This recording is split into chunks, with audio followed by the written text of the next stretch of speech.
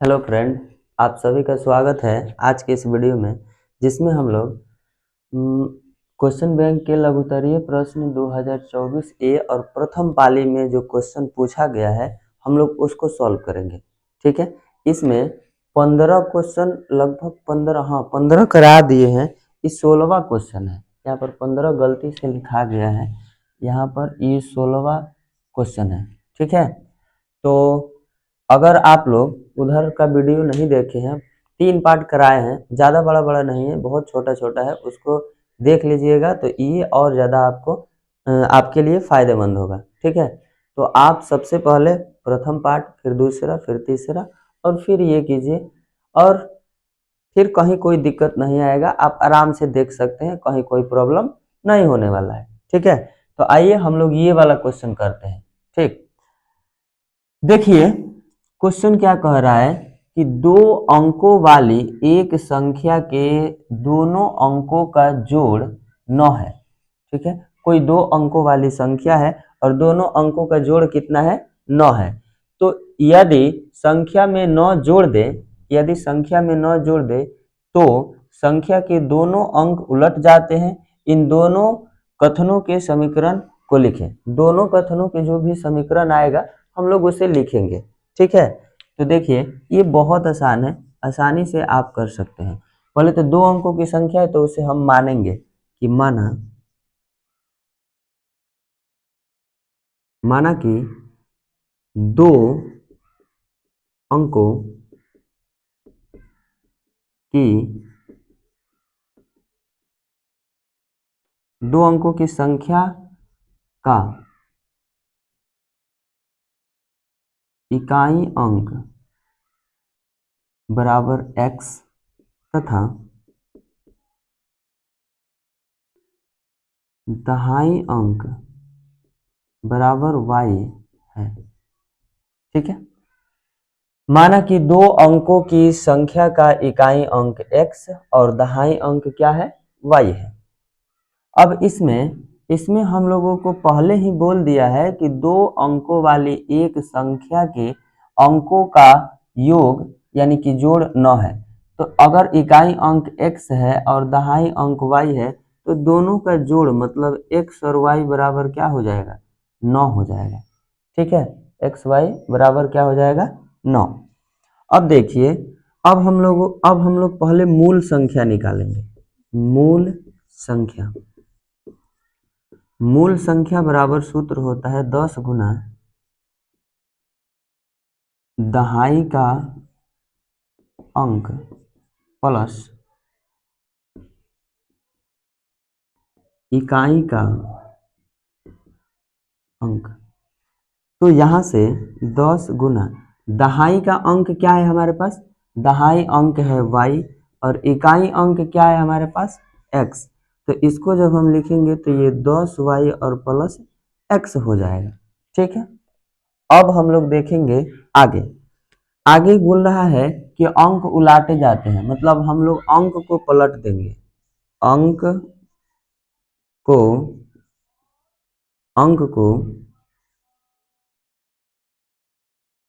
पलटने पर अंक को क्या पलटेंगे?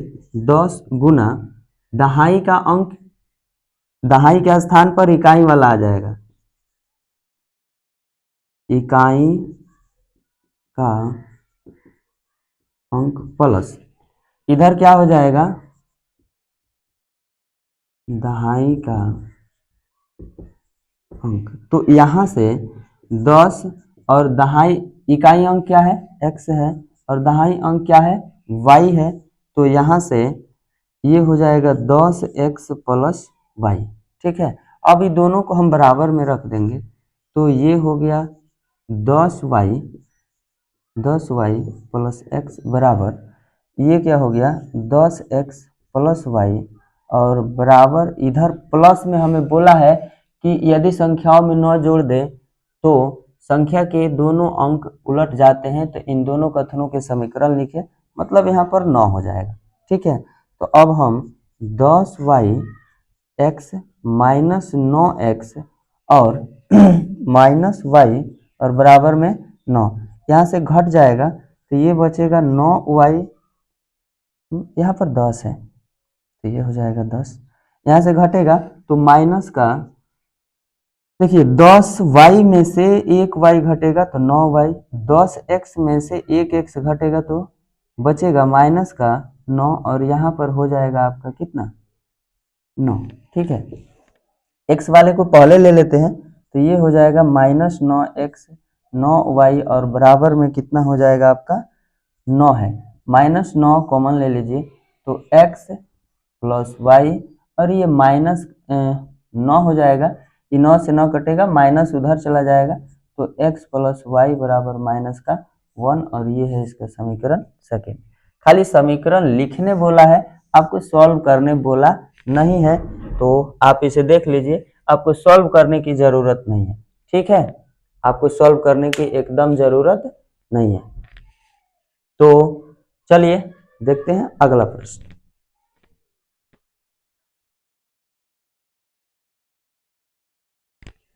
देखिए ये 17वां प्रश्न क्या कह रहा है, समीकरण y, समीकरण युग्म under root x plus under root 3y बराबर 0 तथा under root 3x minus under root 8y बराबर 0 को प्रतिस्थापन या विलोपन विधि से हल करें। ठीक है, तो इसको आप या तो प्रतिस्थापन विधि से हल कर सकते हैं या विलोपन विधि से, आपको जैसे अच्छा लगता है आप वैसे कर सकते हैं, कहीं कोई प्रॉब्लम नहीं है। और इसके बाद लेकिन प्रोसेस आपको सटीक दिखाना पड़ेगा कि ये किस प्रोसेस से बन रहा है। ठीक, तो हम लोग कर लेंगे, बहुत आसान है। देखिए हम पहले दोनों समीकरण को लिख रहे हैं। पहला समीकरण है हमारे पास under root 2x plus under root 3y बराबर 0, और ये हो गया समीकरण first. Under root 3x minus under root 8y और बराबर में है समीकरण सेकेंड। तो हम इसको बना रहे हैं किस प्रतिस्थापन विधि से, हम नहीं बना रहे हैं। सब बच्चे को विलोपन विधि अच्छा लगता है तो सब लोग वैसे ही बनाते हैं, हम भी आपको वैसे ही दिखा देते हैं। तो यहाँ पर सबसे पहले तो आपको बराबर दिखाना पड़ेगा कि बराबर कोई भी एक एक्स वाले पार्ट को या तो आप बराबर दिखा दीजिए या फिर वाई वाले पार्ट को आप बराबर दिखा दीजिए। तो हम यही पार्ट को बराबर दिखा रहे हैं, फर्स्ट वाले पार्ट को। तो हम अंडर रूट 3 को ऊपर गुना कर देते हैं और अंडर रूट 2 को नीचे। इसका समीकरण सेकेंड का मान फर्स्ट में और फर्स्ट का मान सेकेंड में गुना करेंगे। तो यहाँ अंडर रूट में ही सब कुछ है, तो 3 दूना क्या हो जाएगा 6x प्लस, फिर यहाँ पर 3 तिया 9y और 0 गुना अंडर रूट 3 तो 0 हो जाएगा। ठीक है, अरे समझ में ना। देखिए आगे फिर, तो यहाँ पर फिर से अंडर रूट रह जाएगा, 3 दूना क्या 6x माइनस, फिर यहाँ अंडर रूट है तो इसके अंदर ही सब गुना हो जाएगा, 8 दूना कितना 16, और ये y और बराबर में क्या हो जाएगा 0। क्यों? क्योंकि 0 गुना अंडर रूट 2 तो 0 हो जाएगा। अब यहाँ पर बराबर वाला पार्ट जो है x पार्ट, बराबर वाला पार्ट जो है वो दोनों प्लस में है, तो इसका चिन्ह बदलना पड़ेगा। तो यहाँ पर आपको लिखना पड़ेगा घटाने पर। घटाने पर जब आप लिखिएगा यहाँ का मतलब x वाला y वाला और ये बराबर वाले सबका चिन्ह बदलेगा। यहाँ पर प्लस छिपा है तो माइनस हो जाएगा, यहाँ पर माइनस छिपा है तो प्लस हो जाएगा, और यहाँ पर भी माइनस हो जाएगा। अब ये प्लस माइनस तो कट जाएगा। अब इसको जब आप जोड़िएगा 16 अंडर रूट 9x और अंडर रूट 16, तो ये हो जाएगा अंडर रूट, देखिए प्लस में है ना, ई वाले चिन्ह का काम खत्म, पहले से जो चिन्ह था उसका काम खत्म हो गया है। अब ई दोनों को, दोनों ये वाला चिन्ह काम करेगा तो ये भी प्लस में ये भी प्लस में, दोनों को जोड़िएगा तो 25y, और यहाँ 0 तो 0 ही होगा। 25 का वर्गमूल 5 हो जाएगा और यहाँ पर 0, मतलब y बराबर 0 और बटे में 5, तो y का मान कितना आ गया 0।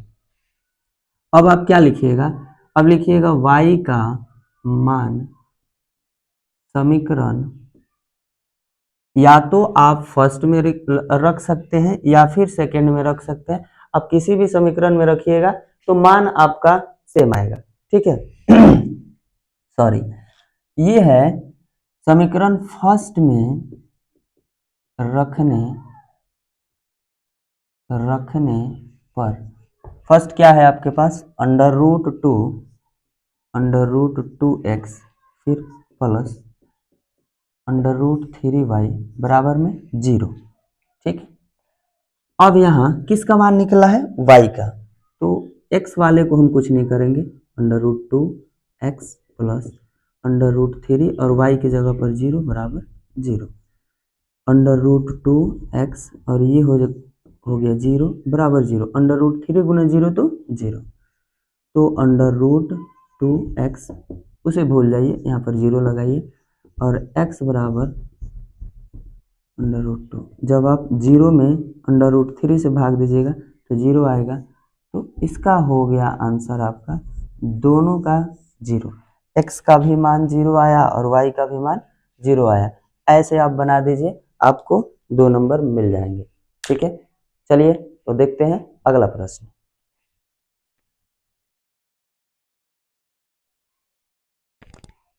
प्रश्न संख्या 18 कह रहा है कि सिद्ध करें कि √2 + 2 का होल स्क्वायर एक अपरिमेय संख्या है। ठीक है, आप लोग बहुत सारा किए होंगे, लेकिन इस टाइप का बुक में नहीं दिया है। इस टाइप का बुक में अपरिमेय संख्याएं सिद्ध करने के लिए आपको नहीं देता है, तो आप यहाँ देख करके घबरा जाइएगा कि ये कैसे होगा, हम लोग ऐसा तो कभी नहीं किए हैं। लेकिन ऐसा कोई बात नहीं है, ये बहुत आसान है, बस इसके स्क्वायर को खोलना है आपको। टोटल चीज वही लिखाएगा जो आपको सिखाया गया है।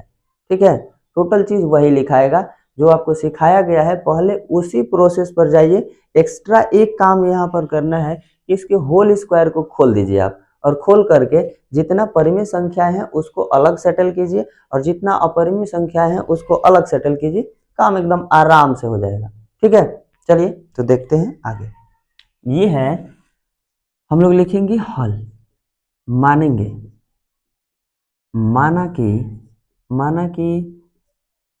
√2 और +2 का होल स्क्वायर एक परिमेय संख्या है। ठीक, अगर परिमेय है तो √2 और +2 का होल स्क्वायर बटे p/q। अगर हम इसे परिमेय मान लिए, देखिए किताब क्या कह रहा है, किताब कह रहा है, सवाल जो कह रहा है, सवाल कह रहा है कि ये पहले से अपरिमेय है, तो हम लोग क्या करेंगे, इसके उल्टा मानेंगे। ठीक है, इसको विरोधाभास उत्पन्न करवाएंगे, उल्टा मानेंगे। ठीक, उल्टा मानेंगे, ये परिमेय, सवाल कह रहा है कि परिमेय अपरिमेय है, तो हम इसको क्या मान लिए कि नहीं, हम नहीं मानते हैं कि ये अपरिमेय है, हम इसको परिमेय मानते हैं। इसके बाद कुछ कुछ करेंगे हम लोग, और करने के बाद हम ही लोगों का कथन क्या हो जाएगा, गलत। ठीक है, हम लोगों का जब कथन गलत हो जाएगा, इसका मतलब जो सवाल कह रहा है वही सही है, ये क्या अपरिमेय हो जाएगा। ठीक है, हम लोग इसी विरोधाभास नियम का पालन करके और इसको अपरिमेय सिद्ध करेंगे। ठीक है, देखिए तो हम लोग यहाँ पर क्या लिखेंगे कि चूंकि Q is not equal 0, P व Q एक सह अभाज्य है, बस है, ज्यादा लंबा नहीं लिखेंगे। ठीक है, Q इज नॉट इक्वल 0 का मतलब है कि Q का मान कभी 0 के बराबर नहीं होगा। अगर Q का मान 0 के बराबर हो जाएगा तो अपरिभाषित आंसर आएगा। इसके बाद P व Q एक सह अभाज्य है। सह अभाज्य का मतलब क्या है कि हमेशा इन P और Q को जब हम अभाज्य गुणनखंड करेंगे और उसका HCF निकालेंगे तो HCF क्या आएगा, एक, हमेशा क्या आएगा, एक HCF आएगा। ठीक है, ये ध्यान में रखिएगा, सअभाज्य संख्या। अब हम इसको खोलेंगे, तो ये हो जाएगा 2 √2 पर होल स्क्वायर यानी a² प्लस 2, a का मान √2 और b का मान कितना हो जाएगा 2, और फिर 2 पर क्या, स्क्वायर बराबर p/q। स्क्वायर से रूट हटेगा, 2 हो जाएगा, 2 दूना 4 √2 और यहाँ से 2 दूना 4 p/q। ठीक है, तो यहाँ से 4 और 2, 6, 4√2 और यहाँ p/q। तो 4√2 को यहीं रहने देते हैं, p/q, और ये प्लस में उधर गया माइनस में, सॉरी गला फंस रहा है। तो 4√2, यहाँ पर q ले लीजिए, q से q कट जाएगा p, और ये हो गया आपका q, तो q बार में कटेगा तो 6q हो जाएगा। ठीक है, तो हम √2 को यही रहने देते हैं, और फिर ये p6q बाय, गुना में इधर जाएगा, भाग में 4q। ठीक है, अब देखिए लिखाता क्या है, हम लोग क्या लिखेंगे, ये भाई अलग चीज है। हम लोग इधर अब लिखेंगे यहाँ के बाद क्या, वो समझिएगा। हम लोग लिखेंगे p व q अगर सह-अभाज्य संख्या है, इसका मतलब p व q कोई पूर्णांक है, पूर्णांक है तभी तो सह-अभाज्य है। ठीक, ठीक है, तो हम लोग लिखेंगे p व q एक पूर्णांक है। ठीक है, अच्छा, p व q एक पूर्णांक है, तो यहाँ समझिए p व q एक पूर्णांक है, एक पूर्णांक में हम क्या करेंगे, किसी पूर्णांक को गुना करके और घटा देंगे तो भी हमें पूर्णांक ही मिलेगा। एक पूर्णांक में किसी पूर्णांक से गुना करके और घटाएंगे तो हमें क्या मिलेगा, पूर्णांक मिलेगा। ठीक है, तो हम ये भी कह सकते हैं कि p-6q भी एक पूर्णांक है। ठीक है, हाँ, अब देखिए अगर ये पूरा पूर्णांक है तो एक ऊपर पूर्णांक और एक नीचे, 4q भी क्या होगा, पूर्णांक होगा। तो हम यहाँ 6q जब पूर्णांक है तो 4q भी क्या होगा, पूर्णांक होगा। तो हम लिखेंगे कि p6q और बटे में 4q, 4q, 4q एक परिमेय संख्या है। अब सुनिए, ये पूर्णांक है, ये भी पूर्णांक है, तो पूर्णांक बटे पूर्णांक एक क्या मिल जाएगा, परिमेय संख्या मिलेगा। लेकिन यहाँ पर हम इसको समीकरण फर्स्ट मानेंगे। अब समझिए, ये एक परिमेय संख्या यहाँ पर सिद्ध हो गया कि ये एक परिमेय है, पूर्णांक बटे पूर्णांक परिमेय। तो और परिमेय संख्या कभी अपरिमेय संख्या के बराबर होगा क्या, कभी नहीं होगा। ठीक है, परिमेय संख्या अपरिमेय संख्या के बराबर कभी नहीं होगा। ठीक, इसलिए हम लोग कहेंगे कि समीकरण फर्स्ट से स्पष्ट होता है कि इतना संख्याएं क्या है, एक अपरिमेय है, ये पूरे के पूरे क्या है, एक अपरिमेय है। तो यहाँ हम इस संख्या को परिमेय बोल दिए, ये पूरे संख्या को अपरिमेय बोल दिए, तो दोनों में विरोधाभास उत्पन्न हो गया कि नहीं हो गया, हो गया, दोनों में विरोधाभास उत्पन्न हो गया। ये कह रहा है कि हम परिमेय हैं और ये कह रहा है कि नहीं तुम मेरे बराबर हो इसलिए अपरिमेय हो। हाँ, √2 तो फिक्स है कि अपरिमेय संख्या है कि नहीं। आप ही सोचिए कि √2 एक अपरिमेय संख्या है, ठीक, और √2 के बराबर कोई है क्या, p-6q/4q, है कि नहीं, है। तो √2 के अगर बराबर है तो ये भी अपरिमेय होगा, क्योंकि अपरिमेय के बराबर है। अगर अपरिमेय की संख्या के बराबर है तो ये भी यहाँ पर अपरिमेय होगा। लेकिन इसी चीज को हम लोग यहाँ पर p-6q/4q एक परिमेय संख्या दिखाए हैं, देखा है। तो इसी जगह पर दोनों में क्या हो गया, विरोधाभास हो गया, लड़ाई ना, लड़ाई हुआ है। ये कह रहा है क्या, ये कह रहा है कि परिमेय है, और यहाँ पर ये √2 इसी चीज को कह रहा है कि नहीं तुम परिमेय हो, मतलब अपरिमेय हो। ठीक है, तो यहीं पर विरोधाभास उत्पन्न हो गया। तो हम अब हम लोग लिखेंगे क्या कि अतः अतः समीकरण फर्स्ट से स्पष्ट है, समीकरण फर्स्ट से स्पष्ट है कि समीकरण फर्स्ट से स्पष्ट है कि p minus 6q bye 4q बराबर है किसके, अंडर रूट 2 के। ये पूरे पार्ट बराबर है अंडर रूट 2 के, ठीक है, अंडर रूट 2 के। समीकरण फर्स्ट से स्पष्ट है कि इतना बराबर इतना, मतलब कि अंडर रूट 2 के बराबर है, तो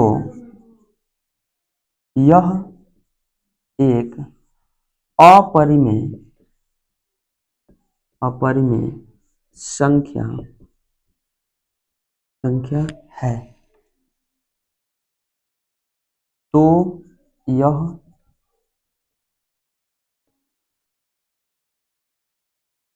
यह विरोधाभास उत्पन्न करता है। विरोधाभास तो उत्पन्न कर ही दिया ना, यही चीज यहाँ पर परिमेय दिख गया है, ये चीज इसके बराबर है तो अपरिमेय दिख गया, तो इसका मतलब यहीं पर विरोधाभास उत्पन्न हो गया। और हम लोग का जो माना गया कथन है वो एकदम असत्य हो गया। हम लोग का माना गया कथन क्या हो गया, असत्य हो गया। हम बोलेंगे कि तो हमारा माना गया कथन गलत है। अतः क्या, अंडर रूट 2 और प्लस 2 का होल स्क्वायर एक अपरिमेय संख्या है। बस प्रूव्ड हो गया, ठीक है। आप ऐसे लिखिए, एकदम आपको कहीं कोई दिक्कत नहीं आएगा, आराम से लिख दीजिएगा और फुल नंबर आपको मिल जाएगा। 2 में पूछेगा तो 2 नंबर आपको करेक्ट मिलेगा, कुछ खास बड़ा नहीं है, ठीक है, बहुत छोटा है और एकदम अलग टाइप का है। इस टाइप का भी क्वेश्चन आज के डेट में अब एग्जाम में पूछने लगा है, 2024 का ही ना है ये प्रथम पाली, तो उसी में पूछा है। अब बताइए, जो बच्चे ये किए हैं अंडर रूट 3 अंडर रूट 2 फिर 6 प्लस अंडर रूट 2, तो ये सभी चीजें बहुत अलग है, इसमें बहुत अलग हट के है, ये है कि नहीं। तो आप देख लीजिए, और ऐसा सब क्वेश्चन आप लोग घर में भी बनाइएगा, इसी के आधार पर लिखावट एकदम सेम होगा और इस टाइप का चलेगा, ठीक है। चलिए हम लोग देखते हैं अब अगला प्रश्न, ठीक है।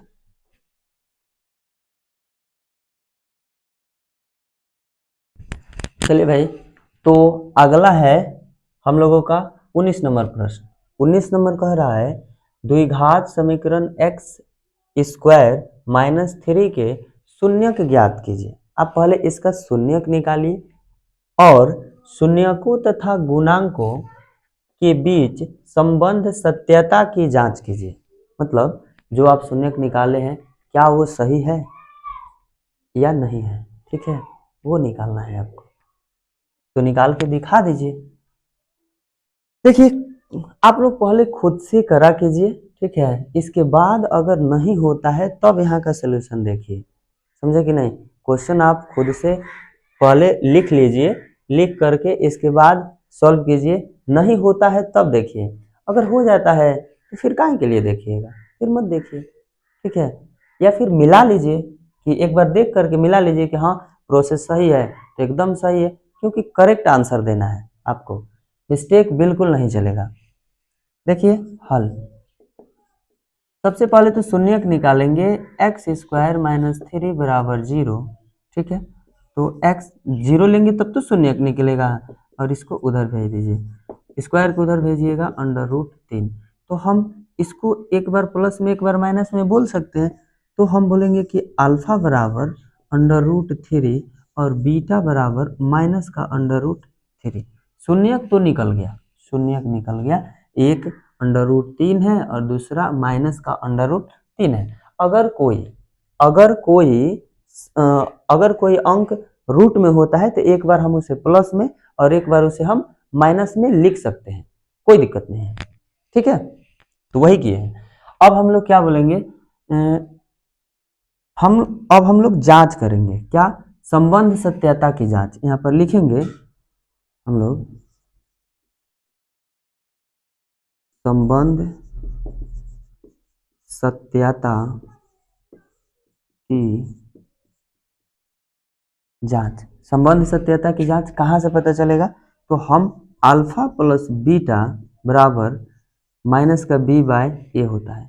अब देखिए थोड़ा सा यहाँ पर आप लोगों का कंफ्यूजन होगा, x square plus b x और प्लस सी, एक्स स्क्वायर के साथ जो गुना में होता है वो ए का मान होता है, तो यहाँ पर एक है तो ए होगा, बी का मान यहाँ पर है ही नहीं तो जीरो हो जाएगा, और सी का मान आपका क्या हो जाएगा, 3 है तो माइनस का 3 हो जाएगा, -3 है तो -3। अब इसी चीज को यहाँ पर रखना है, काम हो जाएगा। कुछ यहाँ दिया है, अल्फा का मान हमारे पास है √3 और प्लस बीटा का मान माइनस का √3 माइनस बी का मान 0 और ए का मान 1, तो √3 प्लस माइनस माइनस √3 कट गया, तो यहाँ पर -0 में भाग देंगे 1 से तो 0 आएगा, यहाँ से 0 बराबर 0, पहला क्लियर हो गया। देखिए 0 बराबर 0 बराबर आ गया। एक और चेक करते हैं, अल्फा इंटू बीटा होता है, क्योंकि शून्यकों और गुणांकों, शून्यकों का मतलब है अल्फा प्लस बीटा और गुणांकों का मतलब है अल्फा इंटू बीटा, ऐसे।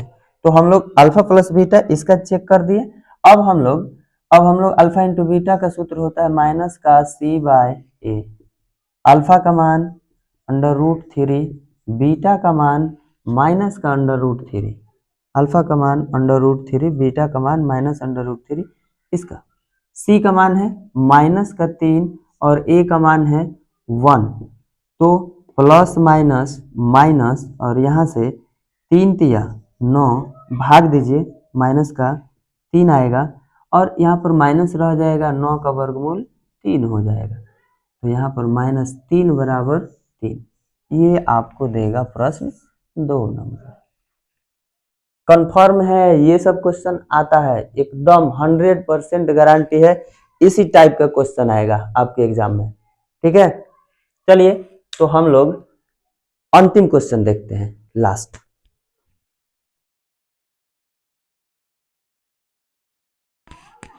बहुत ही अच्छा क्वेश्चन है, देखिए इस टाइप के भी क्वेश्चन एग्जाम में आते हैं, ठीक है। तो क्या बोल रहा है, बहुपद x का घात 4 minus 2x³ minus x plus 2 में बहुपद x² - 3x प्लस 2 से भाग दीजिए। आप जब चैप्टर पढ़ रहे होंगे ना, उस टाइम आपको भाग देने सिखाया गया होगा, ठीक। तो आइए हम लोग भाग देते हैं। यहाँ पर बहुपद इससे भाग देना है, यहाँ लिख दीजिए हल, ठीक है। एग्जाम में आपको क्वेश्चन नहीं लिखना है, सीधा आंसर, हल नंबर लिखिएगा, आप सॉल्व लिख सकते हैं या हल लिख सकते हैं। इसके बाद आप क्या लिखिएगा, आपको आपका जो सॉल्यूशन होगा वही दीजिएगा।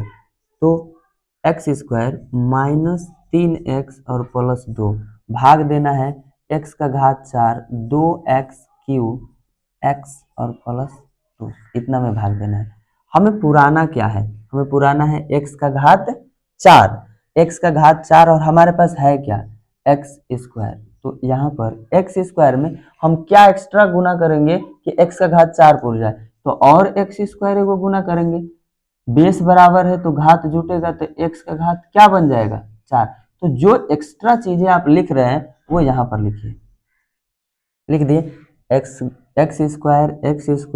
दोनों को गुना करेंगे तो x का घात 4 आएगा। इसके बाद माइनस प्लस माइनस और इसके बाद 3 और यहाँ पर 1 छिपा है तो 3 x गुना x² तो ये होगा x³, फिर प्लस प्लस तो प्लस और 2 गुना x² तो x², चिन्ह बदलिए, माइनस प्लस माइनस, ये कटा, ठीक है। 3 गो x³ में से 2 गो x³ घटेगा तो 1 गो x³ बचेगा, प्लस में तो प्लस में। इसके बाद यहाँ पर स्क्वायर जाति का ये नहीं है तो इसमें ये नहीं घटेगा, माइनस का 2x² लिखा जाएगा, माइनस का x और प्लस का 2, सबको लिख दिए। अब हमें चाहिए एक्स क्यू। हमारे पास है एक्स स्क्वायर और एक्स क्यू चाहिए, तो इसमें हम गुना कर देंगे एक्स से। एक घात, दो घात और एक घात मिलके क्या बनेगा? तीन घात बनेगा। तीन घात बनेगा। तो हम यहाँ पर वो भी प्लस में चाहिए, प्लस, यहाँ पर प्लस चाहिए तो यहाँ भी हम प्लस लिखेंगे एक्स। तो यहाँ से एक्स स्क्वायर गुना एक्स तो हो गया x Q, minus plus minus, तीन गुना एक्स तो क्या हो जाएगा? तीन गुना, तीन एक्स गुना एक्स तो तीन एक्स स्क्वायर, इसके बाद प्लस प्लस, तो यहाँ पर प्लस दो गुना एक्स तो दो एक्स, माइनस प्लस माइनस, ये कट गया। अब देखिए तीन गो एक्स स्क्वायर में से दो गो घटेगा तो एगो एक्स स्क्वायर बचेगा। इसके बाद दो एक्स में से एगो एक्स घटेगा तो एगो एक्स बचेगा। नहीं नहीं नहीं, देखिए ये भी माइनस में, ये भी माइनस में, तो यहाँ पर माइनस लिखिए और माइनस का एगो एक्स और दो गो एक्स माइनस के तो जुट करके तीन गो एक्स, फिर प्लस क्या? दो, दो को उतार दीजिए। इसके बाद हमारे पास एक्स स्क्वायर है, यहाँ भी एक्स स्क्वायर चाहिए, तो हम एक्स स्क्वायर में एक से गुना करेंगे तो कोई बदलाव नहीं होगा। इसका मतलब हम यहाँ एक डालेंगे, प्लस प्लस तो प्लस छिपेगा, एक्स स्क्वायर गुना एक तो एक्स स्क्वायर हो जाएगा, माइनस प्लस माइनस, तीन एक्स गुना एक तो तीन एक्स, प्लस प्लस तो प्लस हो जाएगा, दो गुना एक तो दो, माइनस प्लस माइनस कट गया, ये भी कट गया, ये भी कट गया, प्लस माइनस कटा, प्लस माइनस कटा और माइनस प्लस कटा, तो जीरो जीरो जीरो। आपका आंसर होगा x square plus x plus एक, और ये हो गया आपका आंसर। देख लीजिए ऐसे बनता है भाग, ठीक है। तो अब ऐसे ही आप लोग पढ़ते रहिए और आगे बढ़ते रहिए, ठीक है। मेहनत कीजिए, डेली हम यही बात बोलते हैं कि समय नहीं है, मेहनत करना बहुत ज़रूरी है, ठीक है। क्योंकि इस दुनिया में कोई किसी का नहीं होता है। अगर आप सक्सेस नहीं है तो आपके जीवन में कोई कुछ नहीं कर सकता है। और पता है आज के डेट में समाज में उसी का इज्जत है जिसके पास पैसा है, समझे कि नहीं। इसलिए आपको पढ़ना ज़रूरी है, कमाना ज़रूरी है और जीवन में आगे बढ़ना ज़रूरी है। और यही समय है आपको और अपने गार्जियन को, मतलब आपको ये दिखाने का कि हम में भी काबिलियत है, हम भी कुछ कर सकते हैं, समझे कि नहीं। तो स्टार्टिंग में ही ऐसा मेहनत कीजिए और करके कुछ दिखा दीजिए, ताकि आने वाले समय में आपके गार्जियन को आपके ऊपर डाउट ना हो कि हमारा बच्चा कुछ कर नहीं पाएगा, समझे कि नहीं। इसलिए जम करके मेहनत कीजिए और जीवन में आगे बढ़िए, हम आपके साथ हैं, ठीक है। चलिए तो मेहनत कीजिए, थैंक यू।